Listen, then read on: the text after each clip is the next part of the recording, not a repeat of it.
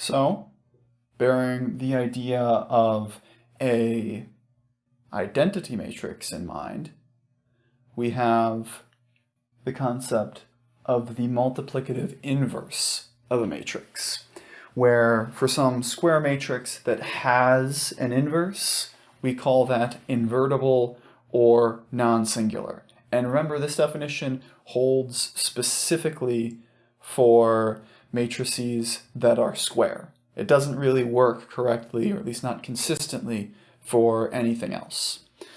If we have a matrix that doesn't have an inverse, which can happen, but we're not going to talk about it too much in this section, we say that that matrix is singular or non-invertible, and when we have the inverse for some matrix A, we denote that A with a power of -1 to say A inverse, where particularly A times A inverse is equal to A inverse times A, which is equal to the identity, as you would hope.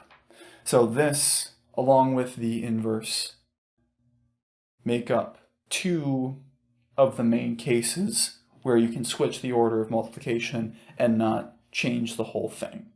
So you go back to thinking about those questions that I brought up in terms of those simpler systems with the produce. You can think of this multiplication in terms of the question, what if I do something, then undo it? Or, what if I undo something, then do it? The question kind of counteracts itself, so it doesn't matter which way you go, you always end up at the same place. And to see this in action, we'll take an example here where we want to show that the two matrices given in this case are inverses of one another. So we have 4, 3, 1, 1, and 1, -3, -1, 4, where to get to that idea, we just do this. We just multiply. So we take 4, 3, 1, 1 times 1, -3, -1, 4, and that follows the same sort of pattern we did in the last section. You would get 4 times 1 plus 3 times -1, 4 times -3 plus 3 times 4, 1 times 1 plus 1 times -1, and for the last set, 1 times -3, 1 and -3, plus 1 times 4 for the two 2's. Put all that together, and you end up at the identity of order 2, 1, 0, 0, 1.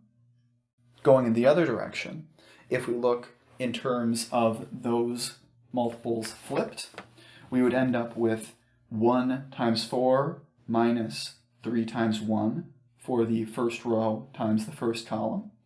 Then for first row times second column, we get 1 times 3 minus 3 times 1. Hopefully you can tell that's going to be 0.